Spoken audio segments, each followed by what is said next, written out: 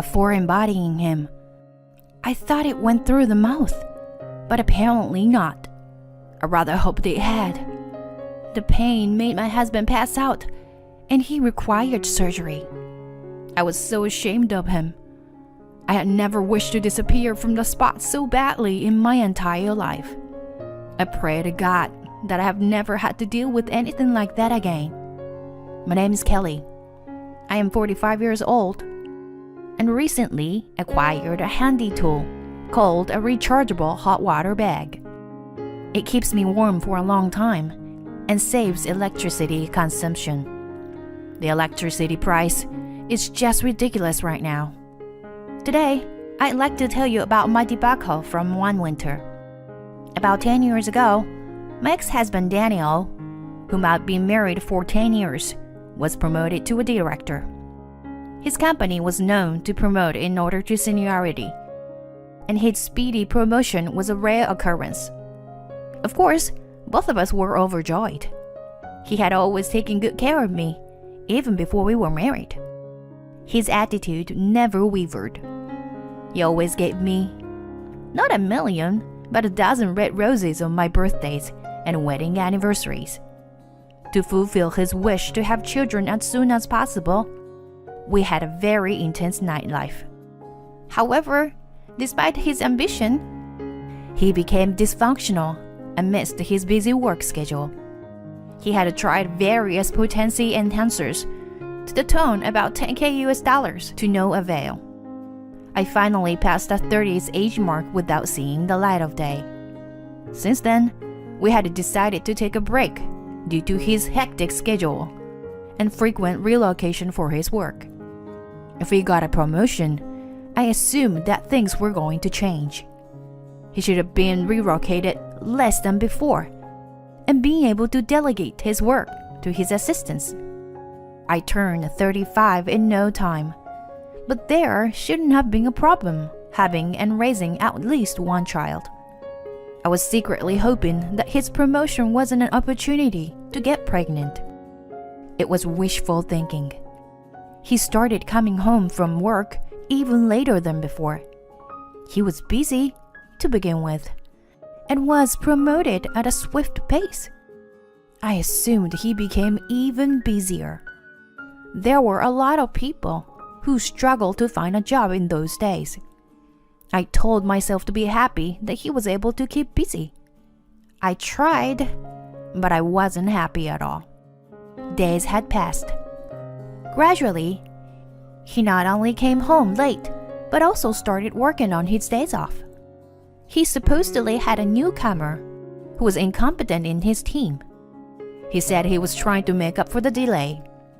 I wanted to tell him to just replace him with someone better and make time for me too. I knew it was a selfish thing to say. I wondered how incapable the person was if Daniel had to work overtime and even on his days off, and yet there still was a delay every week. I was feeling sorry for him for being burdened. But then he started to respond to my questions half-heartedly. When I asked him what he wanted to eat for dinner, his response was, I was getting frustrated when it went on in that manner. Let me just serve you a roasted bat then. I even thought of harassing him. On top of that, the night he asked me to make a lasagna for him, he went out to dinner with his clients. Even though I knew he had no choice if it was work, I couldn't help but feel angry and lonely. It would have been nice if he at least ate the food I cooked the next day. He never did, since he had to work overtime and had business dinners day after day. He sometimes didn't come home on the night he said he would. It was sad for me to see my food left on the table in the morning, with the wrapping still on it. His business trips also increased, and the opportunities for us to spend time together were gradually decreasing. I started to feel that he should put more effort into making up for our lost time. One day, while I was harboring my frustration, I received a call. Daniel's name was displayed on the screen. It was unusual for him to call me instead of texting during his work hour. I picked up the phone to see what was up, and the caller identified himself as a paramedic. He told me that Daniel was being transported to a hospital for an emergency. He was being taken to a general hospital near his office, and I was asked to come at once. My husband is supposed to be in another state on a business trip today.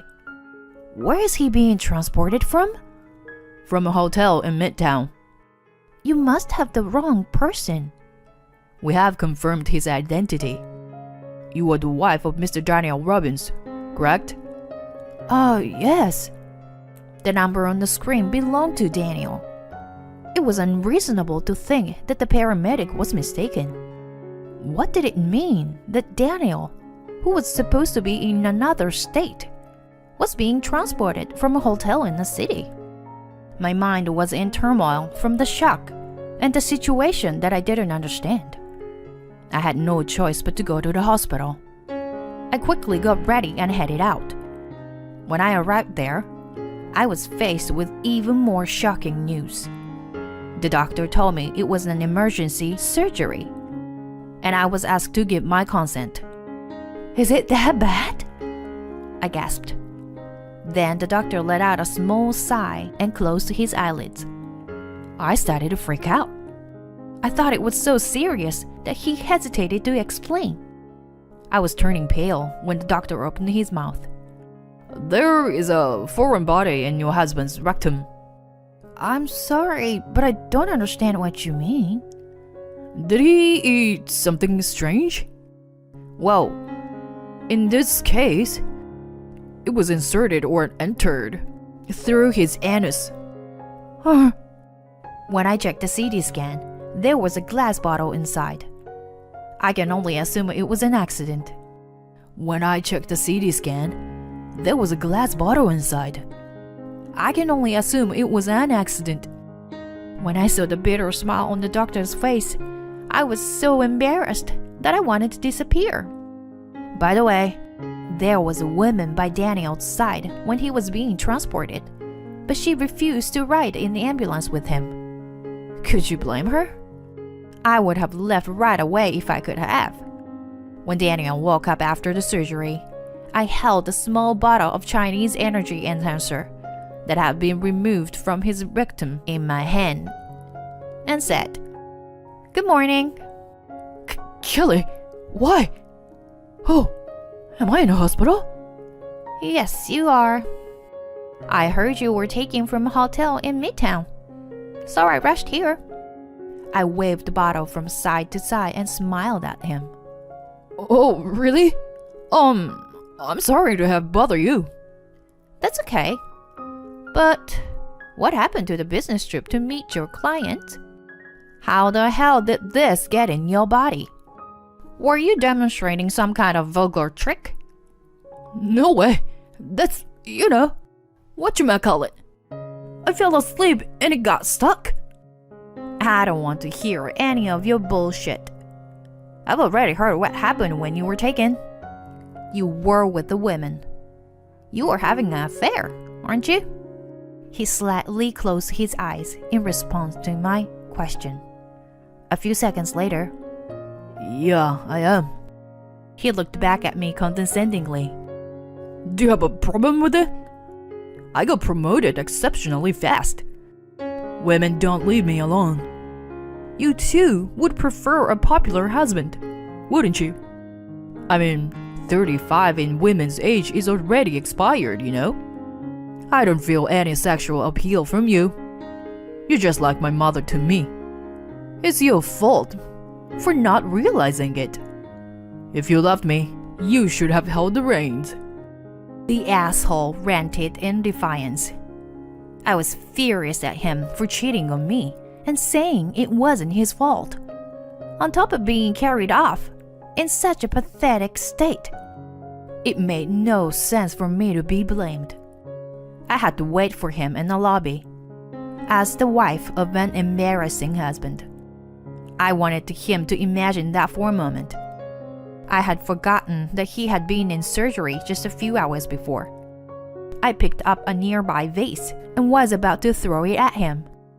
That's true. If your wife had held the tighter reins, you might not be in this situation. The doctor appeared suddenly. I see the same case quite often. Somehow, they manage to get things up their anus. But none of them want to tell me why. I thought the doctor was a bit strange. He was smiling and talking cheerfully, but Daniel's face was already red as a tomato. The doctor continued. The largest rectal foreign body I have ever removed was a crystal ball. The patient kept it in for a week or so, and then he came to the hospital when his stomach was swollen. It was an intentional obstruction, which was a very dangerous case.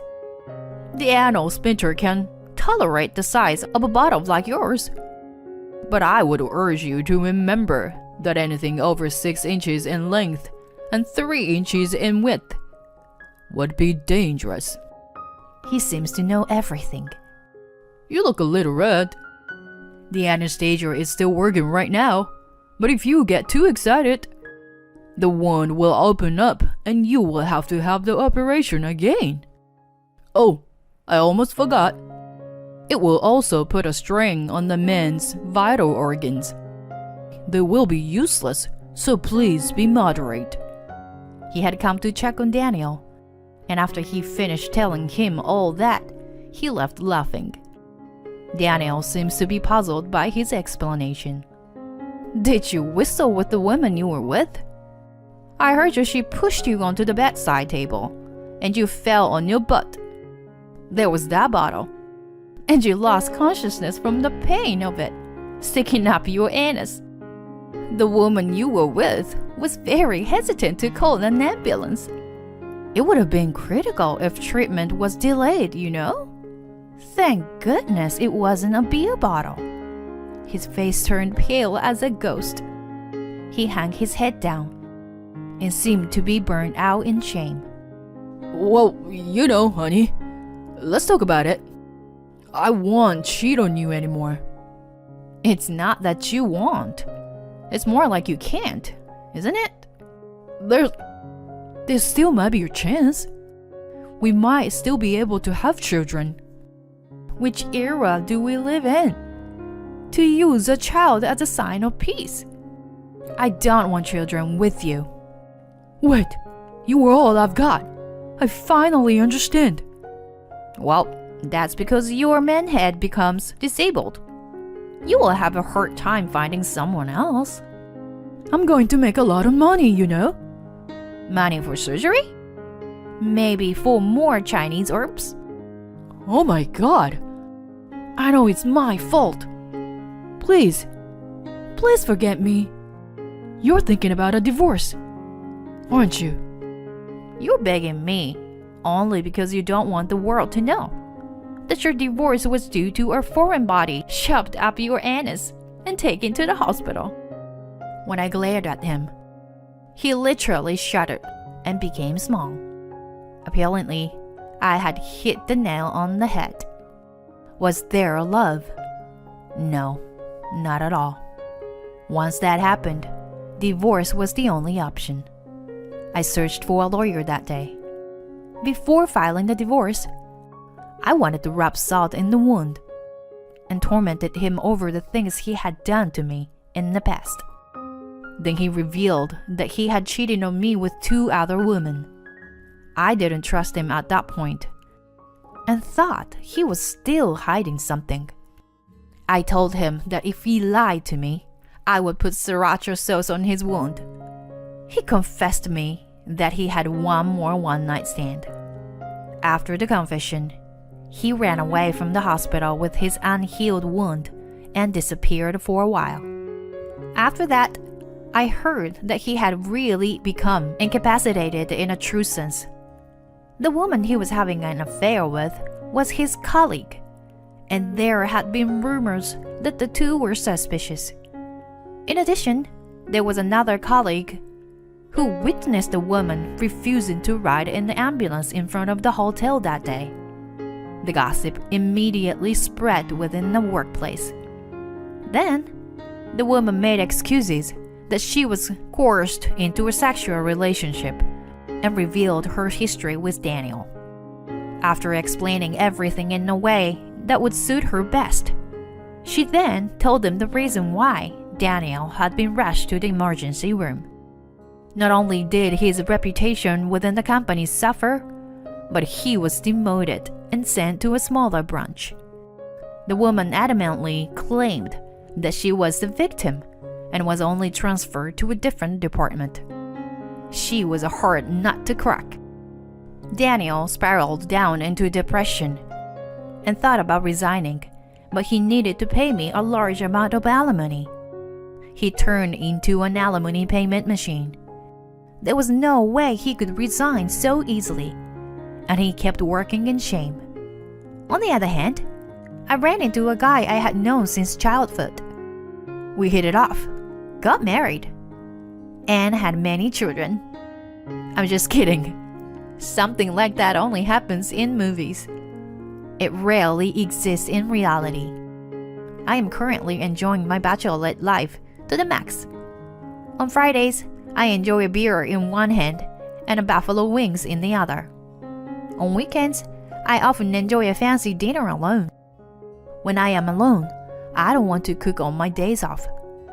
When you have a partner, days off are sometimes different from each other, and you end up cooking even though you don't want to. When you are alone, you can do whatever you want. I feel like I'm going to enjoy this freedom forever. What? Does that sound too lonely? Well, it's not like I'm going to meet a rich guy who sweeps me off the ground, like in romance novel. Oh, by the way, after my divorce was finalized, I got a few certifications, and now I'm running a matchmaking agency. Should a divorcee give advice? What are you talking about? It's because I've failed once that I can find the best partner for those who come to me for advice.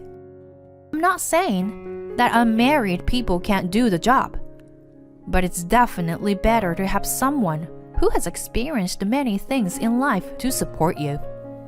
I tell my clients quite often about my own experiences as a bad example, but now those stories are laughable. They are generally surprised that such a thing really happened. It's a good icebreaker for me to build a relationship with my clients. I think that being married to Daniel was a good fertilizer for my life. It seemed that many matchmakers often say random things to their clients and force them to meet.